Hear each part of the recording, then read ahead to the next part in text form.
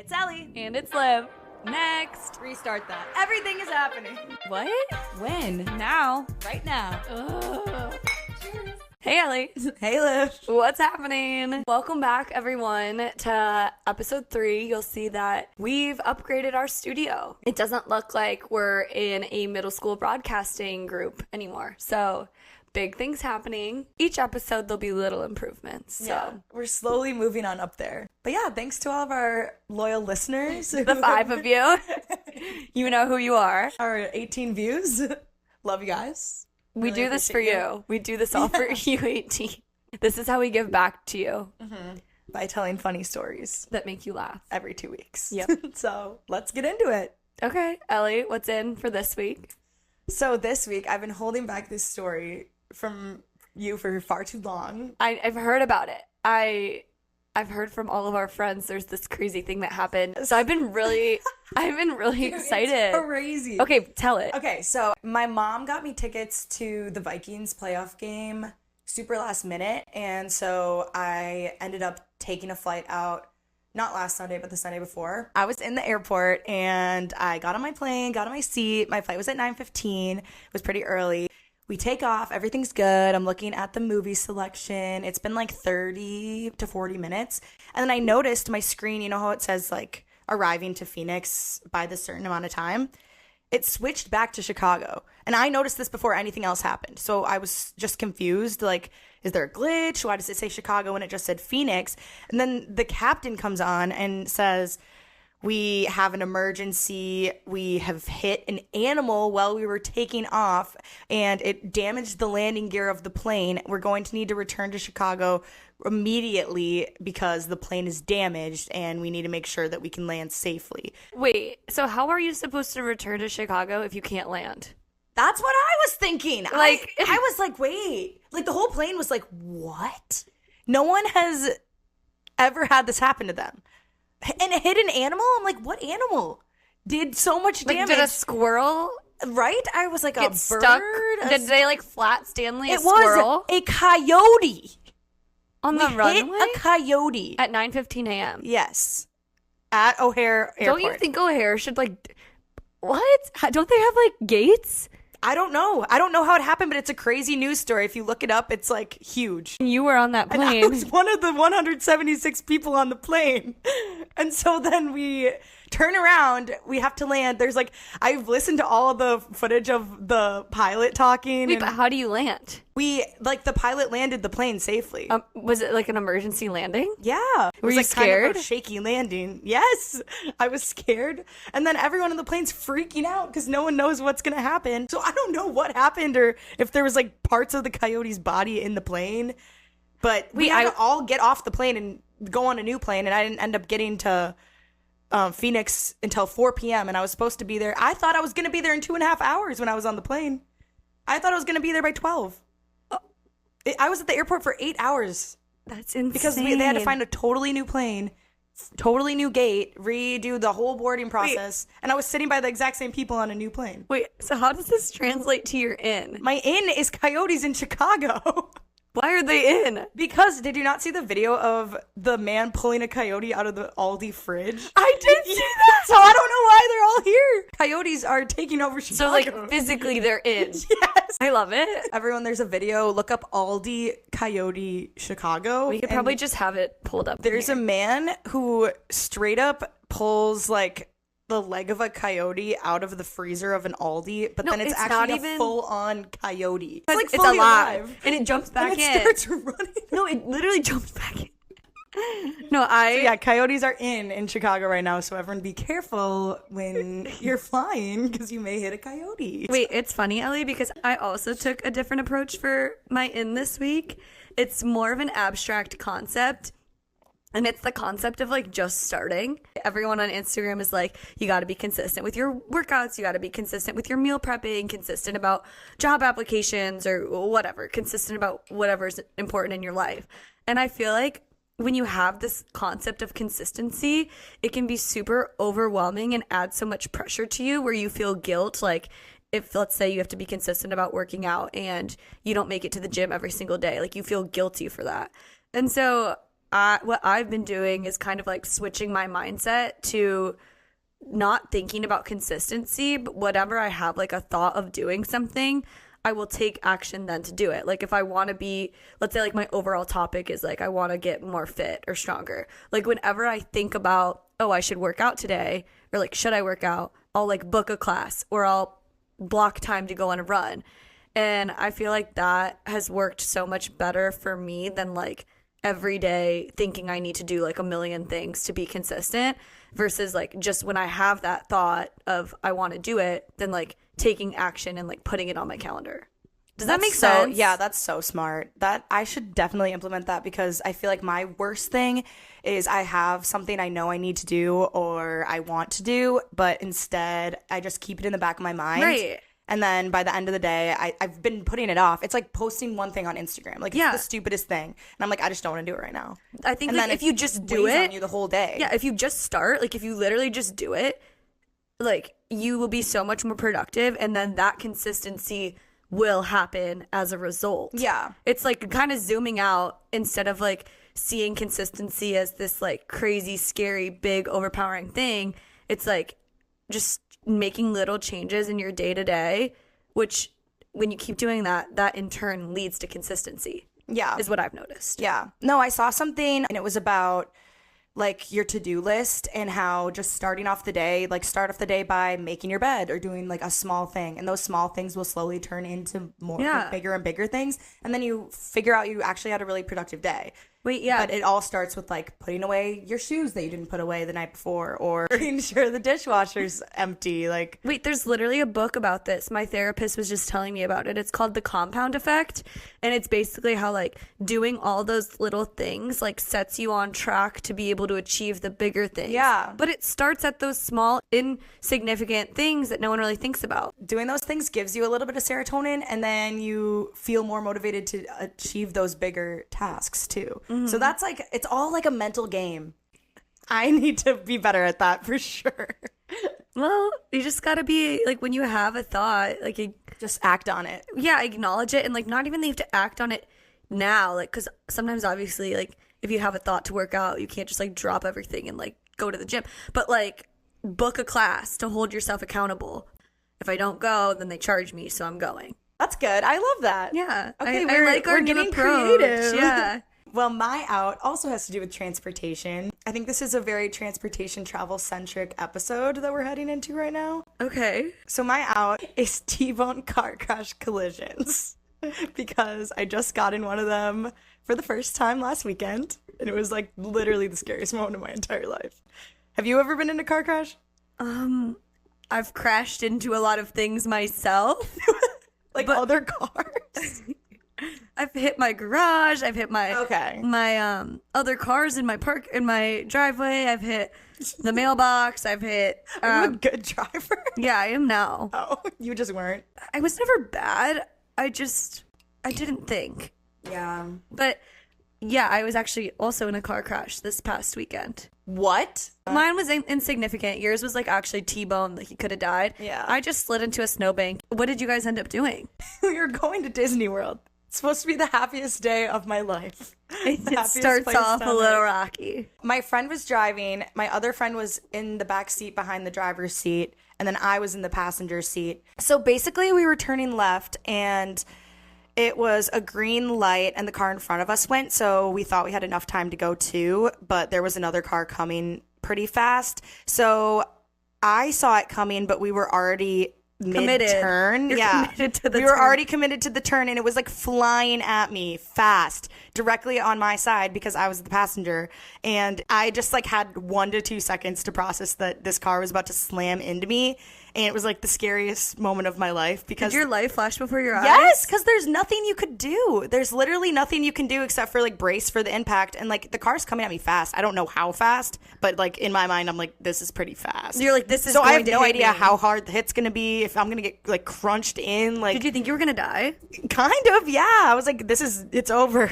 You literally were cursed. I should have never put my chopsticks in rice because my plane hit a coyote. I got in a car crash. And remember when we said last episode, are you kind of scared? Oh my God. Bad things have been happening to me. Did the metal like come towards you? Yeah, I couldn't open my door. The car was still drivable after, right? No. Oh. The whole wheel on my side was like popped off. We still went to Disney. It was like a 3-hour setback, but we made it there. We did go to Animal Kingdom. Do you feel okay? I feel fine. I felt like I got hit by a car for like a day and a half on this side for sure. No, I forgot to tell you the funniest part. I had just gotten an egg burrito, and then when we got hit, my eggs went flying everywhere. There was egg on all windows. It was all over my body. Ellie's full coffee was empty. All the coffee was all over the window, all over her. But yeah, everyone was okay. I feel like I should go back to the Japanese barbecue restaurant and ask if there's a way that I can like reverse it. Apologize. Wow. Yeah. Okay. My out is paying for an Airbnb or a hotel. I think that there's so many ways that you can finesse traveling on a budget. Mm-hmm. And one of the ways that I've figured out how is through Trusted House Sitters, which is that app I used to stay at a house in Utah for free. So I talked about this in the first episode, but I actually went on the trip and it was such a great experience. Like, basically pulled up to these random people's house. They gave me a little tour. I met the dogs. They stocked the fridge for us. So basically we stayed at their house, watched their dogs for free, and in exchange to like be in a cool area. Because we were in the mountains. So we were able to ski. We were able to go on hikes. We were able to get to explore Salt Lake City. So there are just so many cool ways that you can travel for free. And I've seen also like in Facebook, there's these different groups where you can like do apartment switching, which I mean, you might have to like work with the person a little bit on like dates and stuff. But I just think like you just don't need to have this extravagant Airbnb or hotel or go to all these like fancy restaurants to be able to see the world. Like there's different like tiers of trips. You could have like a very like on a budget trip where you do something like this. Like me and my friend got groceries and we brought sandwiches to the ski hill and it was so fun. Or I mean like you can ball out. But like if your goal is to travel, there's ways to do it that are affordable. Is what I'm trying to say. You've stayed in hostels before, right? Yeah. Was that a good experience? I never have before. I'd say like depending on what city you're in and what type of room it is, makes or breaks the experience. So my brother and I traveled to London and Ireland, and when we were in London we stayed in a hostel. It was co-ed, so boys and girls, and basically the more beds in the room the cheaper it is. So we stayed in a 12-person hostel room, and like that was let's just say I would probably pay for like the 4-person room at this point in my life, because 12-person, like people were coming in at 1 a.m., 2 a.m., 3 a.m., 4 a.m., 7 a.m. Like, everyone was just on their own agenda and, like, coming in pretty hammered. So, like, it was kind of difficult to sleep. And then at the time, I was 22, and there were some, like, men there who were, like, 35, 36, like, sleeping in a hostel bed. Like, nothing happened, but I was just like, I don't love this. I feel like it would be hard for me to put my guard down and actually get some good sleep knowing that there's tons of other people that you don't know in the room. Yeah, I definitely didn't enter REM until we made it to a different hostel. But then when we were in Ireland, we were in this room of 6. It was me, my brother, and these 4 girls who they were in groups of 2. So I don't think they knew each other very well either. And we had so much fun. Like we went out, we cooked at the hostel together, we went out together. And, like, it was the type of experience where we were very respectful of each other. Like, I still follow them on Instagram. So, I think it just, overall, just depends on the room. Because then I was also in Scotland, solo traveling, and I stayed in a dorm room, all girls, 10 people. And that was also a great experience. Maybe it's just because girls are the best. But, I would definitely want to stay in an all-girls one. And then I just, like, went up to this random group of girls. I was like, hey, where are you guys from? Like, are you traveling together? Are you traveling solo? And they're like, oh, some of us are together, some of us are solo. And I was like, oh, fun. Like, do you have any recommendations for things to do? And they're like, we're going to trivia tonight at this bar. Do you want to come? And I was like, yeah.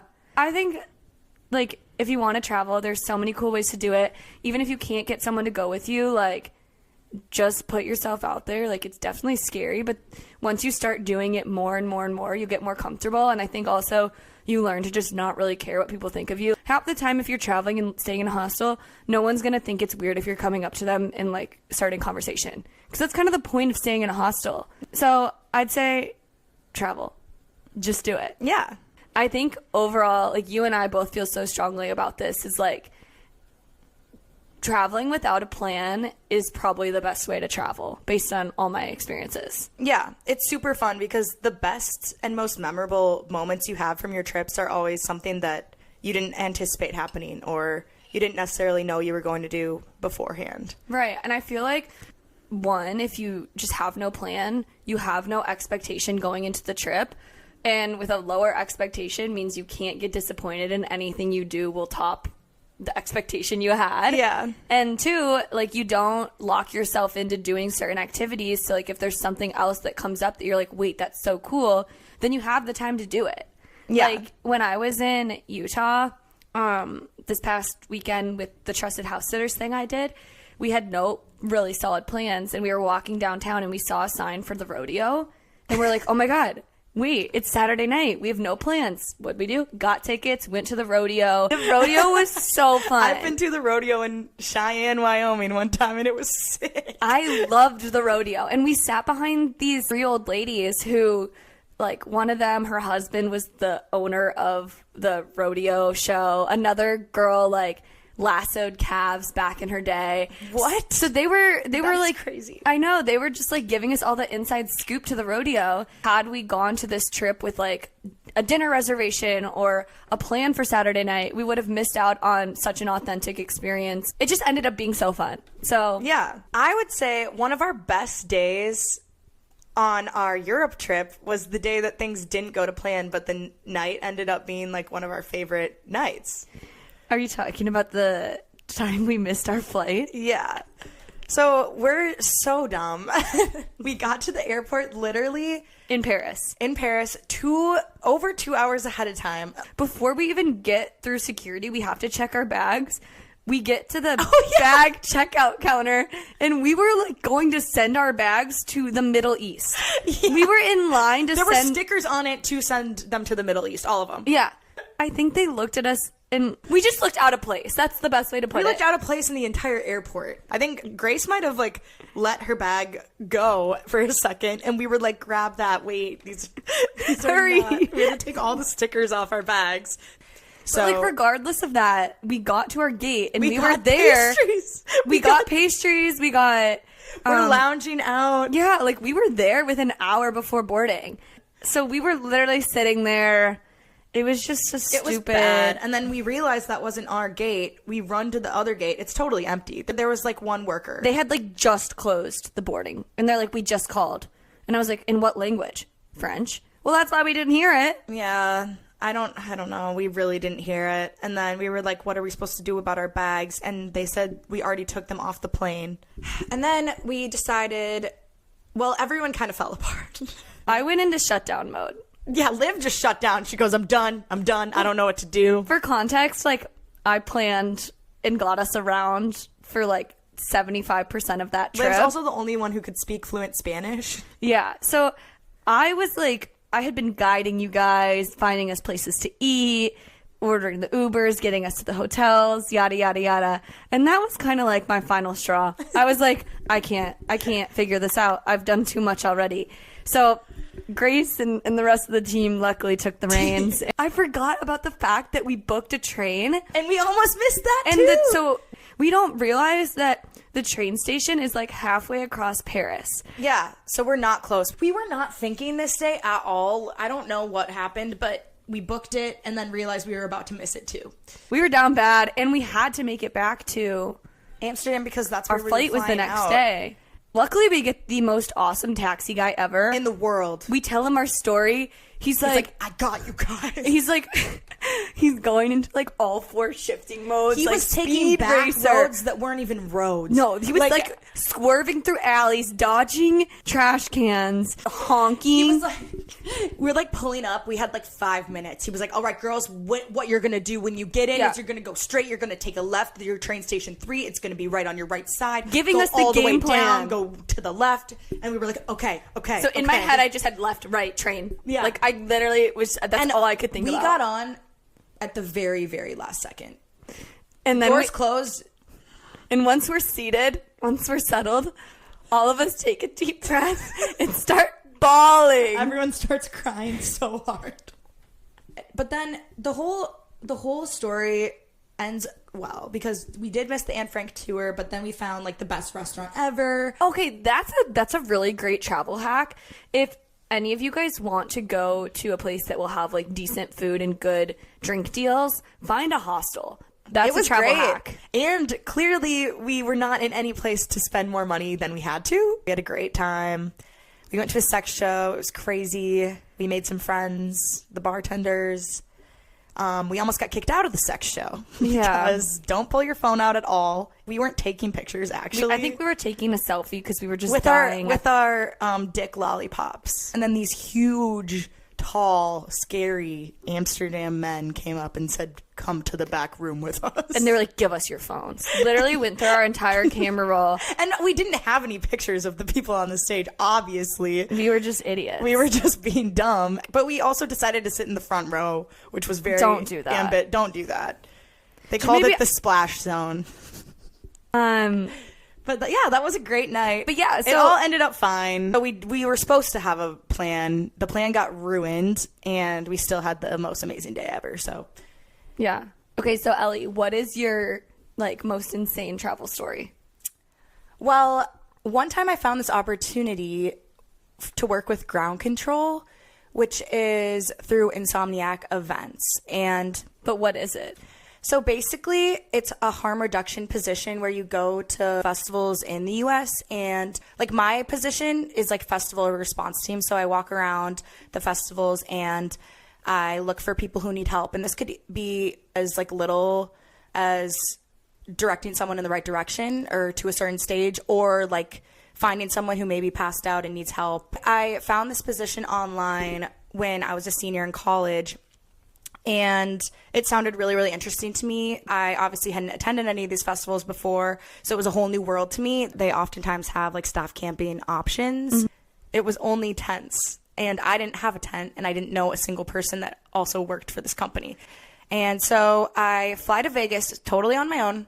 I used public transportation to get all the way to the speedway. I got very close to the racetrack, and the bus driver told me that's as far as they can take me. So then I had to walk on the side of the highway with my suitcase and backpack in 103-degree weather to get to the venue. And then I got to the venue. The people who said I could stay with them just didn't reply to me. They all ghosted me. I didn't know a single person. I didn't know where I was going to sleep. I didn't know what I was even doing. Did you like check in when you got there? So I went and checked in. And they tell me that the dirt track is totally on the other side, but luckily this girl who had driven there from California was driving all the way back there, so she asked if I wanted to come with her, and I got in the car with them and I introduced myself and I told them I had no idea what I was doing. It's my first time. The people that I was going to stay with ghosted me. I had no plan. I didn't know where I was going. And they said, wow, well, this is great news because the two girls we were supposed to stay with already left because it's way too hot and they don't want to work it anymore. So they had 2 open tents. They had a grill. We grilled out, and so they just fully took you in as their ally. They took me in. It was probably the scariest thing I've ever done, just flying to Vegas. It's kind of a job where you don't know what it's going to be like until you do it. And it became one of my favorite things that I've done. And now I've hit double digits on shows, and I just finished my 3rd year with them. So I've met so many cool people. I've gotten to travel to tons of different places and help people the whole time. So it's become one of my favorite things that I do, and such a fulfilling experience every single time I do it. And I would have never gotten there without just choosing to travel to Vegas and hoping for the best. And it all worked out great, and now I love it. No, so I think at the end of the day, like, all of our most memorable and fun travel experiences have been when we just book it no plan and just go with it. Yeah, just do it. It'll usually end up okay. Yeah. And if it doesn't, then that's just a hilarious thing to look back on. Yeah. Like nothing's that serious. You may be crying. You may feel stuck. You may feel alone. There's always a way to fix it and get out of it. So no, what's the worst that could happen? I think you just, if you're looking for something to do, just book it. Just do it. Be open to whatever's going to come your way. And I feel like, especially now, book in advance. Like, if you're trying to go on a trip this summer, like, start it now. Yeah, it's fun. There's lots of cool people in the world. There's so many cool people. It's great. And I also have a travel hack. If you're booking a flight, the cheapest flights are always going to be on Tuesdays. So keep that in mind. If you're 23 or younger, United has this thing where they have discounted tickets for you. So up until you turn 24, you can benefit from these really cheap tickets, which is what I did. Also, really recommend if you're going to go somewhere and you don't want to make a ton of plans, at least make like an Apple guide on your Apple Maps. You can basically save all these different restaurants, or you could save the address to your hotel or airport. You save them all to a guide. And then when you're traveling, you can click on your guide, and based on where you are, you can see like, oh, this restaurant that I saved is a 5-minute walk from here. Yeah. Or this is how we get here. It's just a really convenient way to just have all of your locations in one spot. And then you can also share that guide with your friends. Yeah, you sent me yours for Europe. Yeah, so like when they're traveling, they can have your guide, but also add on things to it. So that was huge during our trip to Europe. Yeah. It was so great. It was so nice. It's fun because you get to explore the places before you're there and then just pin a ton of things. And then when you're there, it's not like you made an actual plan, but you kind of can pull up what's around you. And yeah. It's like having ideas of what to do in the event that you don't find something to do. But half the time you'll find something to do just by talking to people. Yeah. So book it. Book that trip. Book that trip. I'm sure you'll hear lots and lots of different travel stories in some of the upcoming episodes as well. Yeah, we've got a lot. Yeah, we definitely do have a lot. And if anyone wants to go on a trip, yeah, let us know. I'd be down. I always say yes. So yeah, that's the thing about us, is we will say yes to every trip, even if we maybe shouldn't. You're the youngest you'll ever be today, so. That's true. Oh my God, that's such like a profound quote. It's like my favorite quote ever. Did you come up with it? No, I think it's like a really famous quote. Well, you're only as young as you'll ever be today. That's what's happening. So that's what's up. All right. Well, we'll see you guys. You guys made it to February. Woo! Let's go. Okay. Well, thanks for joining us, and we'll see you in the next 2 weeks with our next episode. Bye. Bye.